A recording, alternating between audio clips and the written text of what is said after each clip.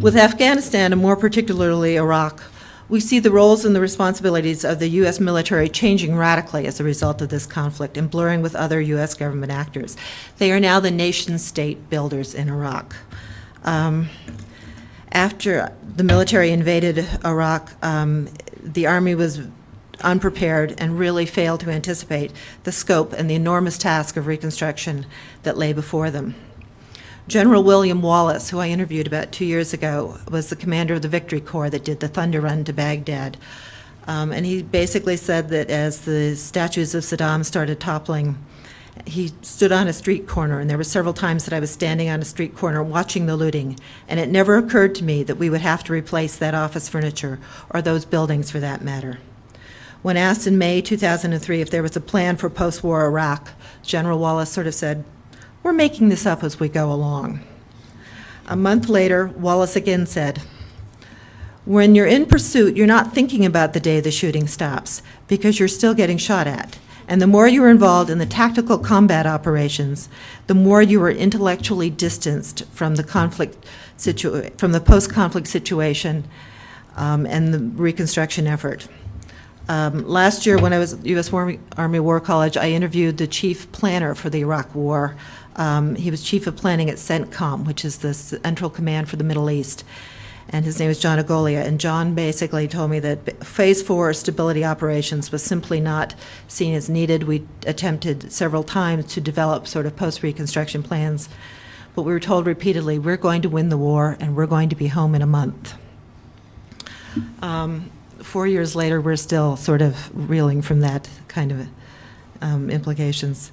An after-action report from the 3rd Infantry Division stated, higher headquarters did not provide troops on the ground with a plan for Phase 4, post-conflict governance operations. As a result, troops on the ground transitioned into Phase 4 without any guidance or experience. As the largest American presence, military troops in Iraq in 2003-2004 took on responsibility for rebuilding a war-torn country. Infantry troops, brigade commanders, logisticians became mayors, city councilmen, judges, public works managers, and police for small towns and cities throughout the country. George Bush said in his campaign in 2000 that he, quote, "I'm worried about an opponent who uses nation building and the military in the same sentence. But we've come over the last 6 years to a realization that this is something that has to be done. And it's been a very long and costly journey to come to the point where the American military has begun to take on the roles of essentially many of the development institutions." The most important thing that's happened is in 2005, November of 2005, the Department of Defense realized that it was going to have to become a nation-state builder and issued a directive. And this directive is 3000.5, and it basically says the military forces shall be prepared to perform all tasks necessary to establish or maintain order when civilians cannot do so. The implementation of this has been enormous for the U.S. military. It's required a fundamental shift in DoD policy, DoD doctrine, and operations, and a redefinition of what they call stability operations, troops on the ground trying to keep peace. Stability operations are now a core U.S. mission that the U.S. Department of Defense shall be prepared to conduct and support. And stability operations, nation-state building, is to be given priority comparable to combat operations. Okay, what does this mean? How did they define it? Was it simply maintaining troops on the ground? No, it really branched out into all the aspects that we talked about before. Rebuilding indigenous institutions, correctional facilities, judicial systems, and local government where needed. You have the military today, you have brigades on the ground working with local governments in doing everything from establishing public works to setting up microfinance institutions to doing out in the provinces sort of acting as local government. They're rebuilding the private sector. Last year I participated with the Marines in setting up an economic development plan for Anbar, where they are doing microfinance. They're out rebuilding date palms. They're basically taking on the roles to reestablish the private sector. And they're developing representative governance institutions. What does this mean for a military in the midst of a conflict? Well, a report last year talked about how the overall military size will probably remain the same, but there will have to be specialized and a difference in how they do training. There will be new force structures. They're calling it the Renaissance man or the pentathlete, the individual, the Army individual who can go from planning a combat operation to carrying out tactical operations to then doing peacekeeping on the ground as well as restoring local governance. The most interesting thing for me has been, well, is this something that's short-term, or is this something that the DoD believes is going to be an in-and-out type of thing? And the new and the latest guidance basically talks about a 15-year window for peacekeeping operations, which is historically something has never been done. If you look at Kosovo, if you look at Bosnia, if you look, we have never, it's been very rare that we've had a 15-year period, but this is what they're planning, basically. How do you do this? How do you make these kinds of changes, and what do you do when you've got a civil war in Iraq and Afghanistan? I call it tuning a car while the engine is running. And what do you do to your combat troops on the ground? So there are a number of changes that were made in Army doctrine at that time, in military doctrine. Establishment of law and order became a top priority. This is not only troops on the ground, this is acting as judges, this is correctional facilities, this is the whole gamut of law and order. Civil affairs officers, these are the individuals that are liaisons with the local population, were rapidly expanded. Prior to Iraq, they had been, training had been cut down, they had been, the civil affairs officer corps had been severely curtailed, and now they're being rapidly expanded and receiving additional training. And more importantly, military commanders on the ground were given resources. Last year, they're called CERP funds, Commanders Emergency Response Fund, and these were established to provide project funding, humanitarian reconstruction, anything from assisting local businesses to start up, providing feeding. There is a victims fund where they can compensate victims of American warfare. And this is about $1 billion a year. It's not an inconsequential sum, and it's provided to the brigade commanders. So they basically made it easier for the troops to act as. Those are the military. That was the military. Do you have any questions or anything that I can clarify? Or okay. Other U.S. government actors. Iraq has spawned a whole new set of entities in the U.S. government to try to respond to the Civil War and to try to manage the entire reconstruction effort. IRMO started out as a humanitarian office in the CPA, and is now basically slowly going away, but at one point managed about $20 billion in USAID in U.S. government funds. It does primarily reconstruction and infrastructure, large scale, but it is a office that is new. It now is under the State Department, but it's something that will be looked at in future sort of conflicts as an on-the-ground manager of supplemental funds. USAID, the long-term development organization that I've worked for, has been there since June of 2003. Another new entity, Coordinator's Office for Reconstruction and Stabilization in the U.S. Department of State. One of the key problems that was faced back in Washington when the Iraq War started, and it's been chronicled in numerous books, Larry Diamond's Squandered Victory, Cobra 2, is the failure really to coordinate among all of the entities in the U.S. government that was planning that were trying to plan for the Iraq War and trying to carry out post-conflict reconstruction. And so a new office was established that had the responsibility to do that. And this has basically a policy level focus as well, that when a crisis occurs, you not only have the National Security Council and all of the various actors in the U.S. government, you have the CRS office that becomes the coordinator to do the joint planning. In addition to that, now in Iraq you have other U.S. government agencies. You have the Department of Justice providing through an organization, through their entity called ISITAP, police training.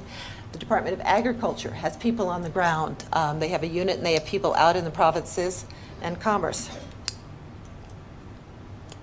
Okay, what are the long-term objectives in Iraq, and can you do development in a civil war and in this kind of a context?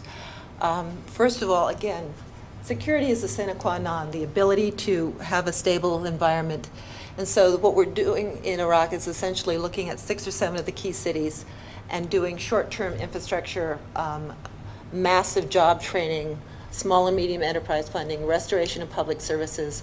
We're monitoring sort of the unemployed youth. We're monitoring the populations. And we're providing both income and trading to be able to get them off the streets. Oops, sorry. Second, expanding economic opportunity. There's a huge effort right now. The new hydrocarbon law was passed in February, and this is a major key for the future of Iraq because it basically lays a framework for the division of the oil receipts. Iraq is highly dependent on oil. The Kurds have it, the South has it. It's an issue at this point where to resolve the allocation of what happens to the oil revenue is a very important sort of element in stabilization. And the hydrocarbon law was passed in February, and they're now working out agreements between each of the provinces. Investment promotion, trying to get Iraq into the World Trade Organization so that it, again, this is a country that has had sanctions for many years, has been unable to really trade. World Trade Organization session. And then on a local level, agricultural reactivation, microenterprise, and business development. How do you do this in a civil war where you can't travel? Going off for Americans, for contractors out there, it's very difficult to get off base. It's very difficult to travel without personal security. Here we're using virtual networks. We're using a lot of computers. We're setting up regional business opportunities, regional business centers, but we're using computer-based or basically existing Iraqi organizations to try to get business skills out. And finally, and I think the most important, is working with the Iraqi government to improve the efficiency and accountability. And we're doing a grassroots effort primarily, starting with local government strengthening at the provincial level, municipal technical assistance. And this is extremely difficult because, frankly, the U.S. expatriate advisors are not seen in many of the provinces to be helpful. It's very difficult to have an American face out there. This is being done through either third country nationals or through Iraqis, former Iraqi expatriates who have come back, and there's basically Iraqis who are sitting with each of the provinces and sitting with the local governments in budget execution, in municipal services, and working. There's working with the civil society, the other side of the equation, to try to strengthen that. And here again, you have to be very careful of the Shiite-Sunni split, that you have to know who you're working with, you have to know what projects, and you have to know basically whether you're strengthening a militia or whether you're strengthening sort of a civil society organization that's going to participate with the provincial government electoral processes. The final set of elections, the provincial elections, will be held this year. The provincial election law was just passed, as well as the referendum on Kurdistan will be held by the end of this year. So there's a whole series of an electoral commission that has to be set up, and hopefully independent electoral commission at the national level, and in each of the provinces, the ability to manage and monitor elections. And so again, we're out doing this. It's very difficult in the current environment because of the lack of security, but we're working with each of the provinces to set up electoral commissions, and support for independent media to provide a balanced perspective. Oops.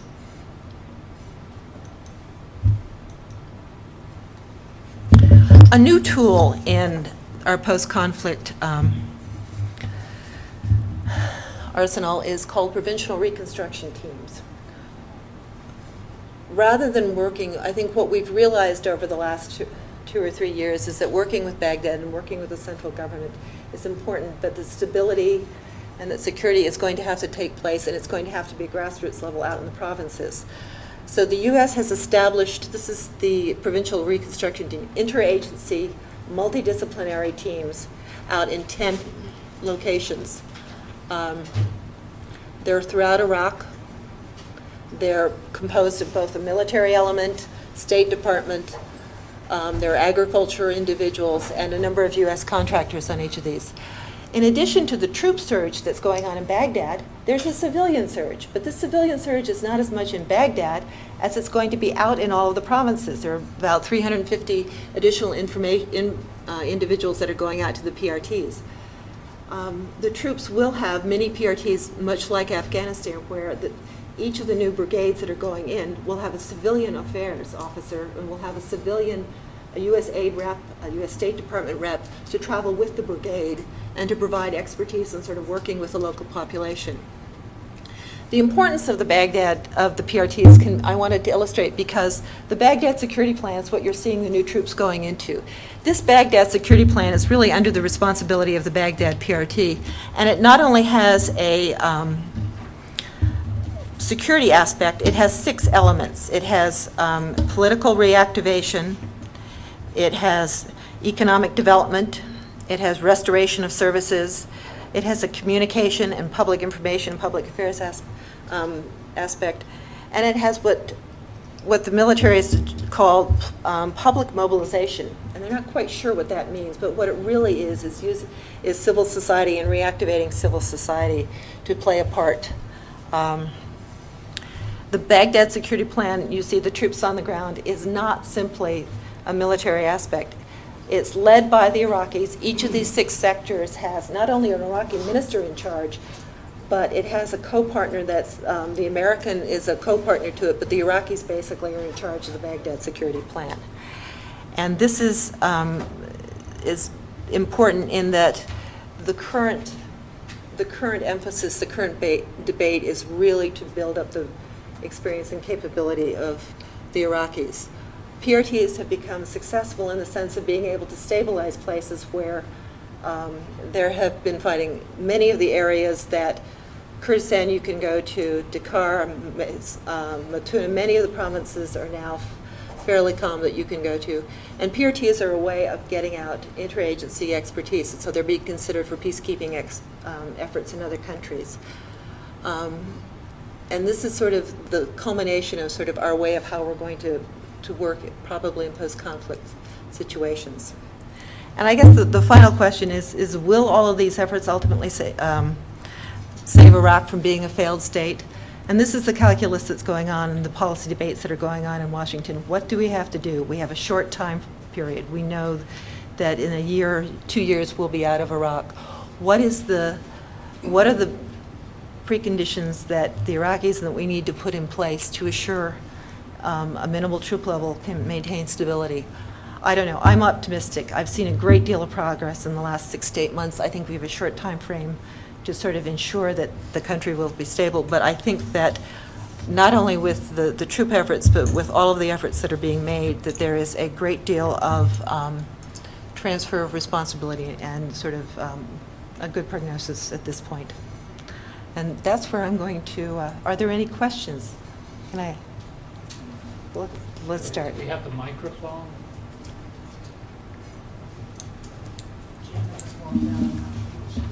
Okay, ask your question really loud till we get the mic, okay? Okay.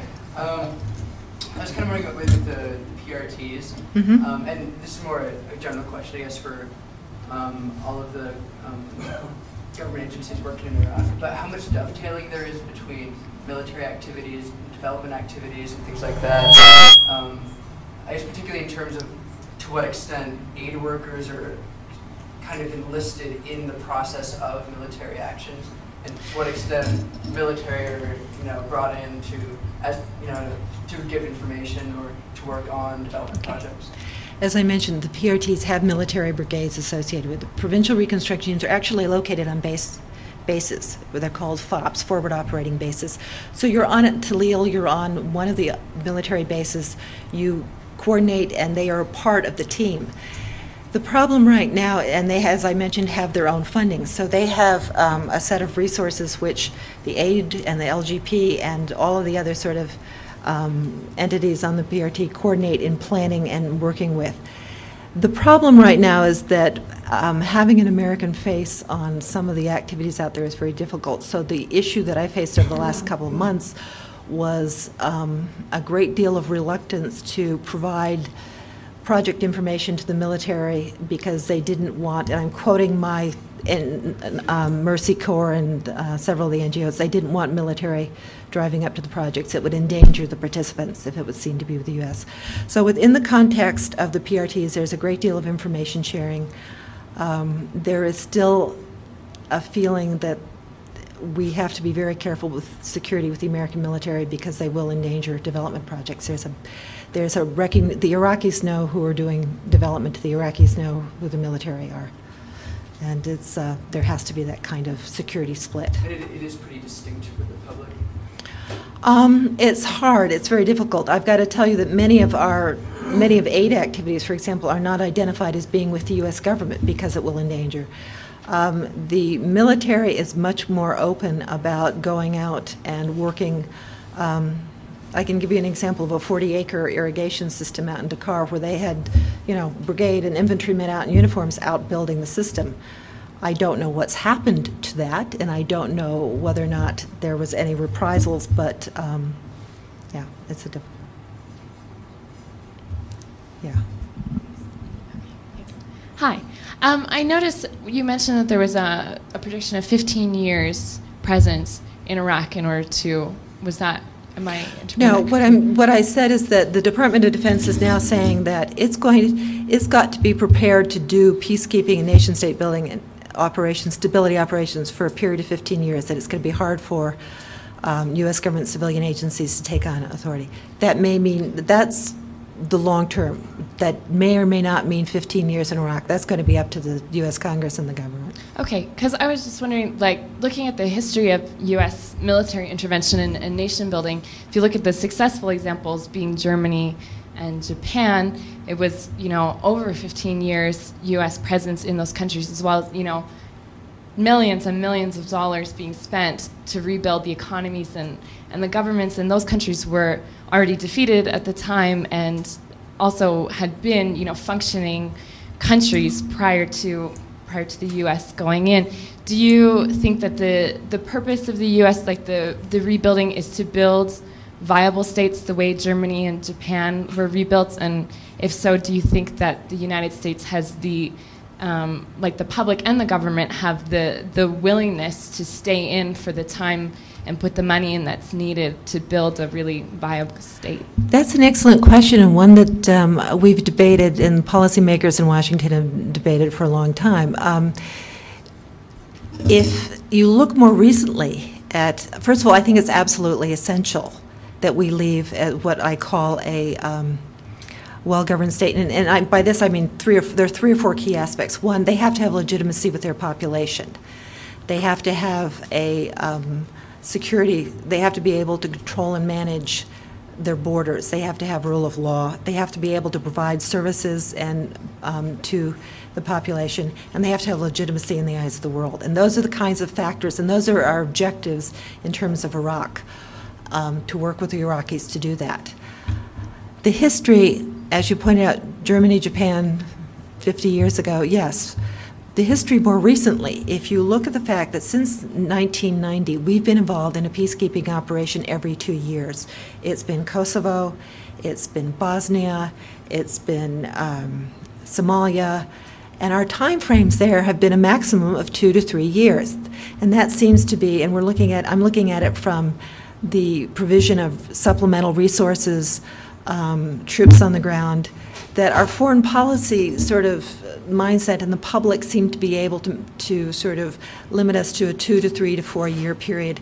And as I don't believe you can do a crash course in nation building. I think it does take 10 to 15 years, and especially in a country like Iraq.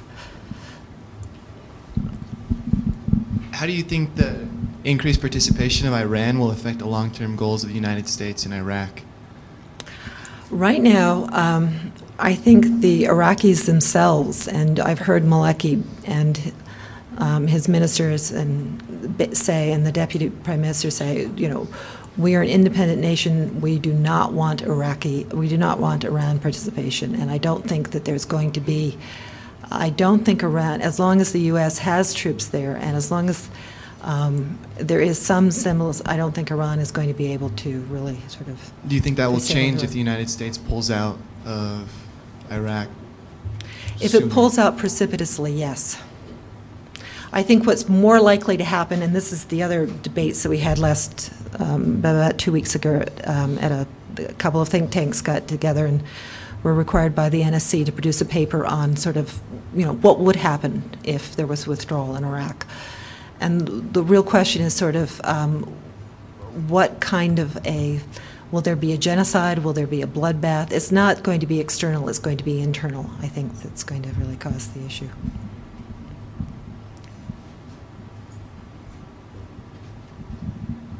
I was just wondering, with what you're talking about with the reactivation of civil society and some of the smaller grassroots type projects, some of the microfinance and those projects getting started with U.S. military personnel and with civilians working with development organizations, how much, I guess, change is that causing? How much economic transformation and how they're doing agriculture, whether they're, little things like whether they're giving credit in stores or things like that, how much that and the civil society organizations themselves might be changing as a result?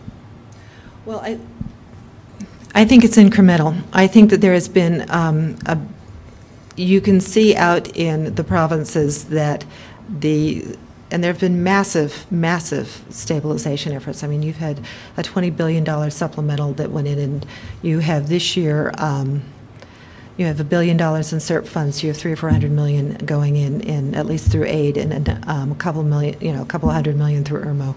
That there is changing and evolving, and that the economy is coming back. The first thing that happens, and I noticed this particularly in Bosnia, the first thing that happens, even in the midst of sort of civil conflict and sort of ethnic division, is you have commerce and you have ethnic trade going back, and you have that happening. And I think the military's efforts, and I think our efforts to do that, have paid off. That there is now sort of a level of economic activity that wasn't even there before, in 2003. Saddam controlled everything. And I think that you'll find that this is leading to greater stability. In the South Central area, as you get the agriculture reactivated, you have, as you get irrigation back up, as you get trade and commerce being able to flow through some of these conflicts, that you find that there is a greater degree, and it's an incremental thing that's happening, and it depends on the province, and it depends on what's happening to the militia. For example, in Matuna, which is a small province in the South Central, you have agriculture reestablished, you have them starting to ship up to Baghdad, but in Maison next door, you still have ongoing battles between Skiri and Jam, two of the Shiite militias.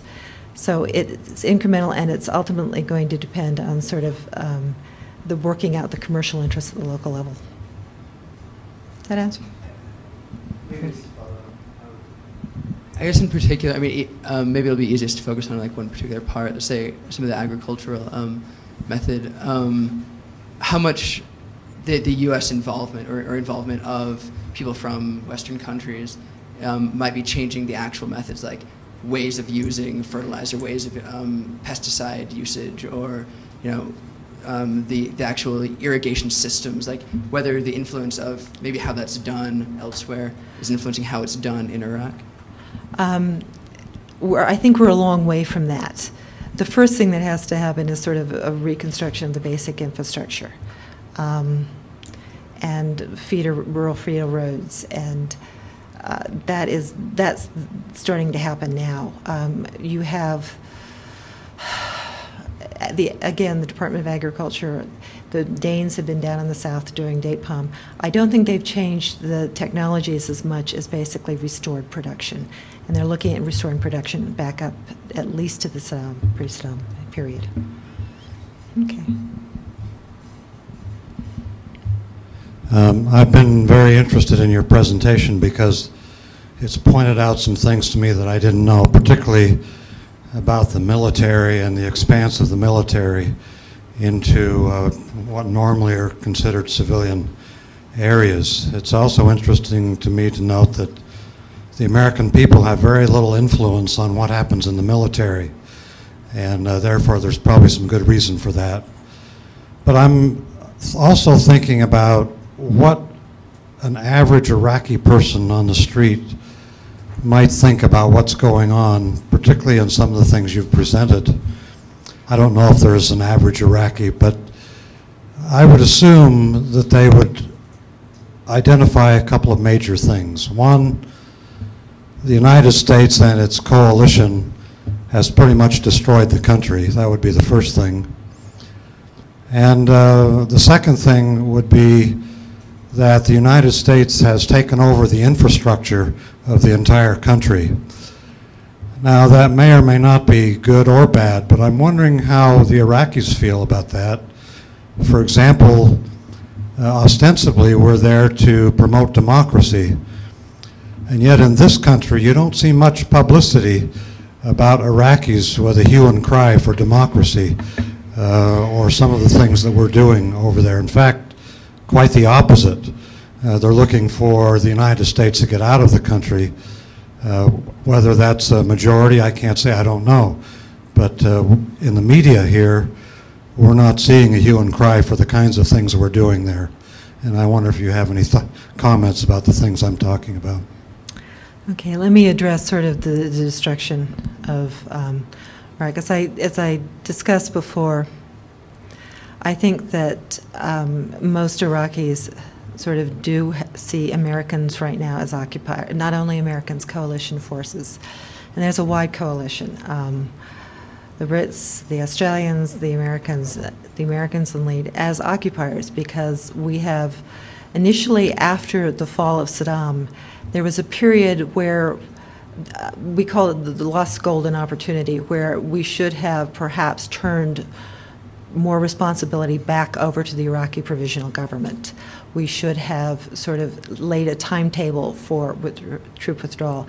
And there's a great deal of fear, both on the part of the Iraqi government, where you see now Talabani and Maliki making sort of statements that we are a sovereign and independent nation, and on many of the, I think, the Sunni and the Shiite organizations, Skiri, for example, that we will be in Iraq for many years to come and we will be managing the country. And of course, with oil as the resource, as a major resource, they're very concerned about our designs on their oil. That may or may not be the average Iraqi on the street, but I think that there are factions within Iraq that do see that problem. Right now, I see three conflicts. What's happening on the ground is, of course, the civil war, the civil conflict between the Shia and the Sunnis for political power. You see the U.S. efforts to oust the insurgency in al-Qaeda, but you also see a growing sort of efforts by Sunni, by Shia, to oust the coalition forces, to basically help push us out. And that's why in early January, February, as the troop surge started in Baghdad, and as you had troops moving into areas, we in the Green Zone experienced massive daily bombing and attacks, particularly on the palace, which was seen as sort of the epicenter of where policy was made to bring troops in here, as well as out at Bayap, which is Baghdad International Airport, where Petraeus is located, and many of the military camp, Victory Camp Stryker, is located. So you saw a very strong reaction. You saw strong reactions on our forward operating bases. You saw a strong reaction at regional embassies, heightened bombing, that this troop surge was not only there to stabilize Iraq, but that perhaps we had other designs.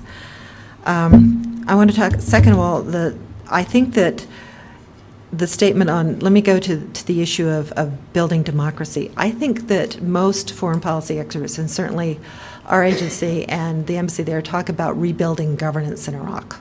Democracy is something that is sort of several steps beyond, and I think I've defined what we call good governance here, but as a functioning government system. What worries me is that what I see of this government is sort of a re-centralization. PRTs are designed to help strengthen provincial governments so that we don't have a strong authoritarian system, so we can eventually have a democratic system. What's happened in the last couple of months, the new Provincial Powers Act re-centralizes and takes from the provincial government authority for budget, authority for control over security forces, so you have a re-centralization of the security forces back in Baghdad with the Maliki government.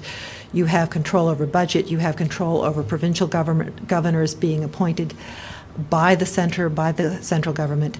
And so you will not, democracy is a long way off. I think what we're looking at now is trying to help in terms of setting up the processes and setting up the public participation. That's why civil society is so important, to eventually open those again.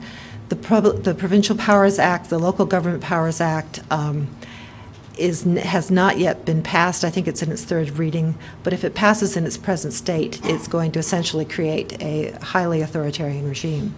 So we're at the same time that we're fighting the insurgency and doing stabilization, we're worried about the future of Iraq, and it's going to be a long time before democracy is established there. What we're looking at is a functioning government, really. Okay, are there any other questions? Okay. I have a lot of questions. I was wondering, maybe this one. Clearly, the scope of the planning on kind of the project in Iraq in general is so massive that that thousands of people involved. That, I mean, clearly that there will be detail. I mean, it's impossible to do everything, right? Whether it's, you know, analyzing the subtlety of the Arabic word for development being used, and I mean, whatever it is, that there be, whether it's the music being listened to by American forces as they're doing their irrigation project having some impact. I mean, obviously, things that get left out. So wondering if you feel like there's kind of any trend in what sorts of things get left out in planning, what things are deprioritized. In terms of development projects? Yeah, yeah.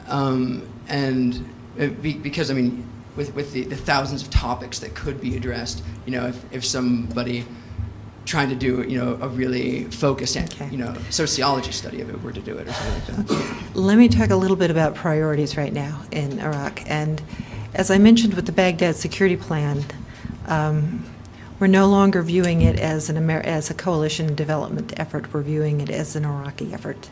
If I heard the term "put an Iraqi face on it" one more time, I think that the real switch in our strategy is basically what should be focused on is building Iraqi capacity. A great example is in the Baghdad security plan last fall in October.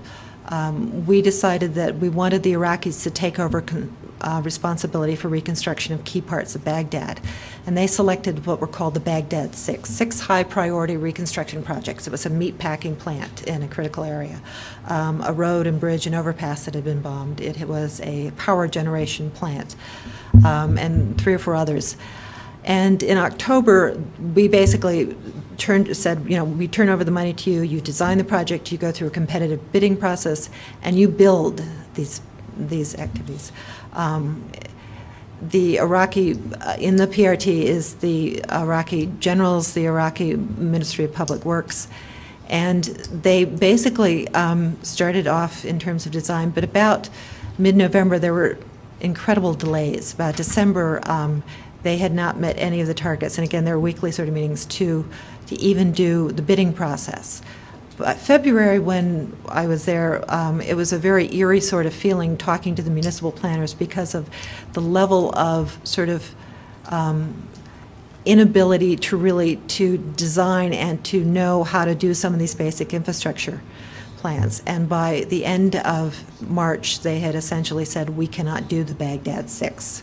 You know, we don't have the resources we don't have the human capacity to be able to design, manage, and to maintain it. Your competitive bidding process is not what we're used to. We are a Shiite entity at this point. We don't do open and fair competitive bidding processes, so your systems will not work with us. And finally, that given the environment that we're in terms of the surge, we don't want to do any physical reconstruction and infrastructure.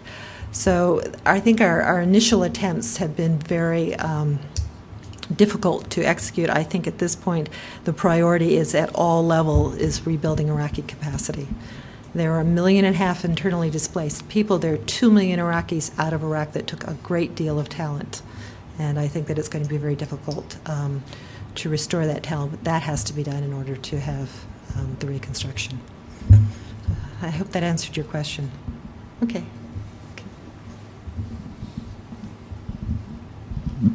I'm interested in the women in Iraq. Are there any women in the government, the state government? And what about the microfinance? Does any of that get to women? And Have you seen a change among the women or their feelings and what they can do and so on?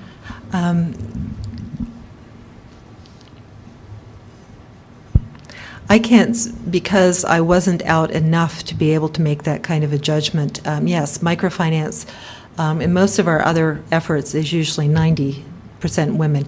In Iraq, it's a little different because the owners of the factories, the owners of the farms are men. And so I think that at this point, I don't know what the fact, we had a quota, we tried to sort of institute that, and I'm not sure what the result of that. Yes, there are women in government. I don't see a I think that there is in 2 or 3 of our civil society projects, we are directly strengthening and working with women's organizations, both in terms of making sure that they have money for economic activities, as well as rebuilding and starting new businesses. But I don't see at this point any kind of fundamental change in the role or the position of Iraqi women. And I think that's going to be something that is going to evolve as the political situation evolves. But certainly, certainly something that we are paying attention to.